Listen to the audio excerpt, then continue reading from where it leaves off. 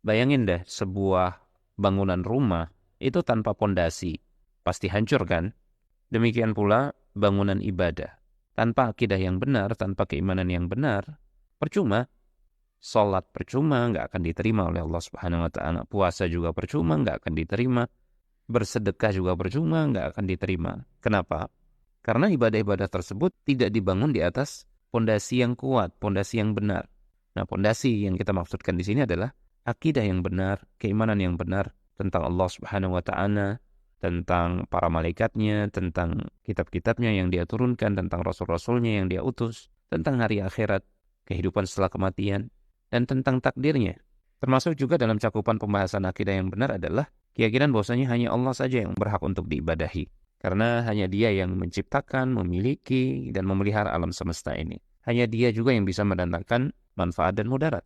Maka hanya Dia yang berhak untuk diibadahi, diagungkan, dicintai dengan pengagungan dan kecintaan yang mutlak. Juga ditakuti dengan rasa takut yang mengandung penghambaan.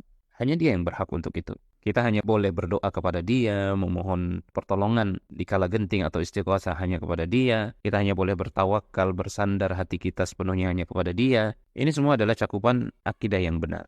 Dengan modal akidah yang benar, barulah bangunan ibadah-ibadah yang lain itu bisa berdiri, bisa diterima oleh Allah Subhanahu wa Ta'ala. Allah sebutkan hal ini dalam surat Al-Kahfi 110. "Faman kana yarju liqa'a rabbi falyamal 'amalan shalihan wa la yusyrik bi'ibadati rabbih ahada." Siapa yang menginginkan pertemuan dengan Rabb-nya, maka hendaklah dia beramal saleh dan jangan sekali-kali dia berbuat syirik kepada Rabb-nya, menyekutukan Rabb-nya, memberikan ibadah kepada selain Rabb-nya. Artinya dia beribadah kepada Allah, dia juga beribadah kepada selain Allah. Ini menunjukkan bahwasanya kemurnian ibadah, keikhlasan dalam beribadah hanya kepada Allah, ini syarat diterimanya amal ibadah yang lain. Di dalam surat Az-Zumar 65, "Walaqad uhiya ilaika wa ila alladhina min qablik la in asyrakta la yahbatanna 'amaluk wa la takunanna minal khasirin." Ayat ini luar biasa, berisi ancaman kepada Rasulullah SAW yang kita tahu Rasulullah itu adalah kasih Allah. Bayangkan Allah sampai mengatakan, sungguh telah diwahyukan kepada Rasul-Rasul atau Nabi-Nabi sebelum engkau, wahai Muhammad, jika engkau berbuat kesyirikan kepada Allah Subhanahu wa Ta'ala, niscaya semua amalanmu akan terhapus dan pasti engkau termasuk orang-orang yang merugi.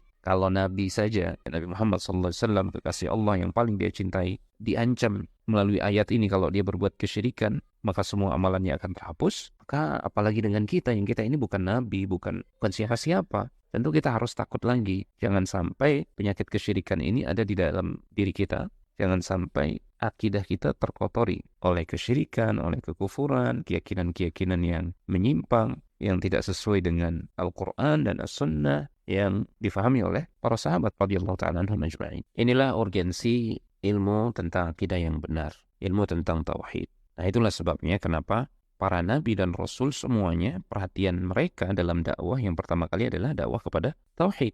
Walaqad ba'atsna fi kulli ummatin rasula an ya'budullaha wajtanibut taghut. Allah sebutkan ini dalam surat An-Nahl ayat yang ke-36. Sungguh kami telah mengutus untuk setiap umat seorang rasul yang seruan rasul tersebut adalah ibadahi hanya Allah semata dan jauhilah taghut. Taghut di sini kata para ulama, kullu ma yu'badu min dunillah. Segala sesuatu yang diibadahi selain Allah. Inilah inti ajaran segenap nabi dan rasul, yaitu tauhid. Jadikan hamba segenap manusia hanya beribadah kepada Allah Subhanahu wa Ta'ala. Jika ini ada pada diri kita, barulah bangunan amal itu dikatakan berdiri tegak di atas pondasi yang kokoh, dia tidak akan roboh, barulah dikatakan amal itu bisa diterima.